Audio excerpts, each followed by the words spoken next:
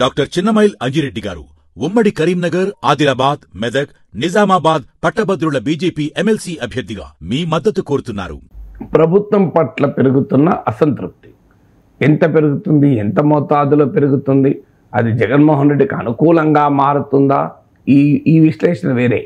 జగన్మోహన్ రెడ్డికి అనుకూలంగా ఇప్పటికిప్పుడే మారే అవకాశం ఉందని నేను అనుకోను. కానీ వ్యతిరేకత, అసంతృప్తి అయితే పెరుగుతుంది. ఇది ప్రజల్లో కాదు, టీడీపీ శ్రేణుల్లో పెరుగుతుంది. మీరు ఎవరైనా టీడీపీ వాళ్ళని అడగండి, వాళ్ళ అందులో జనసేన శ్రేణులు ఇంకెక్కువ పెరుగుతుంది. కారణం ఏంటి అంటే చర్చలు జరుగుతున్నాయి, ఇన్నోవేటివ్గా ఉండాలి, అట్లుండాలి, ఇట్లుండాలి.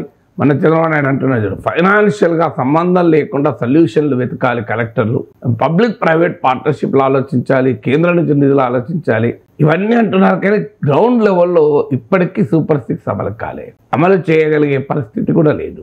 అమలు చేయకుండా ఉండటానికి జస్టిఫికేషన్లు మొదలయ్యాయి. ఇప్పుడు మీకు ఏమేం రాధాకృష్ణ లాంటి వాళ్ళు ఆంధ్రజ్యోతిలో కథనాలు రాస్తున్నారు, ఆయన కామెంట్ చేస్తున్నారు, సూపర్ 6 అమలు సాధ్యం కాదని తెలిసే హామీలు ఇచ్చారు.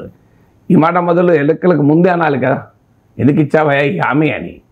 అప్పుడు అన్నారో లేదో నాకు తెలియదు. కానీ ఇప్పుడు అనడం వల్ల సహజంగానే ఇది ఒక గ్రౌండ్ ప్రిపేర్ అవుతుందా అనే క్వశ్చన్ వస్తుంది. సూపర్ 6 అమలు చేయగలుగుతారా? ప్రాక్టికల్గా అమలు చేయలేరు. లెక్కేస్తే కనీసం 2 లక్షల బడ్జెట్, 2,30,000 కోట్లు అనుకుంటాను రాష్ట్ర బడ్జెట్. అంతకన్నా ఎక్కువ కావాలి నిధులు, అంతకన్నా ఎక్కువ కావాలి. మరి ఏ రకంగా తీసుకొస్తారు ఈ డబ్బులు? సో ఇప్పటికిప్పుడు సంపద సృష్టించేది లేదు. కేంద్రము మన బడ్జెట్లో చూసాం కదా, బీహార్ పేరు 6 సార్లు పెరికారు, ఆంధ్రప్రదేశ్ సార్ ఒక్క పేరు ఒక్కసారి వచ్చిందా? సో ఇలాంటి సిచ్యువేషన్లో ప్రజల నుంచి వ్యతిరేకత వస్తుంటే, ఉదాహరణకు రైతాంగంలో మొదలైంది. ఏంటిది? మాకు ఇంకా భరోసా పడలేదు. సో ఇవన్నీ ఒకటికొకటి జమై ప్రభుత్వం పట్ల అసంతృప్తి పెరిగితే అనివార్యంగా అది జనసేన పైన, పవన్ కళ్యాణ్ పైన కూడా రిఫ్లెక్ట్ అవుతుంది. సో దానికి జనసేన సిద్ధంగా లేదు.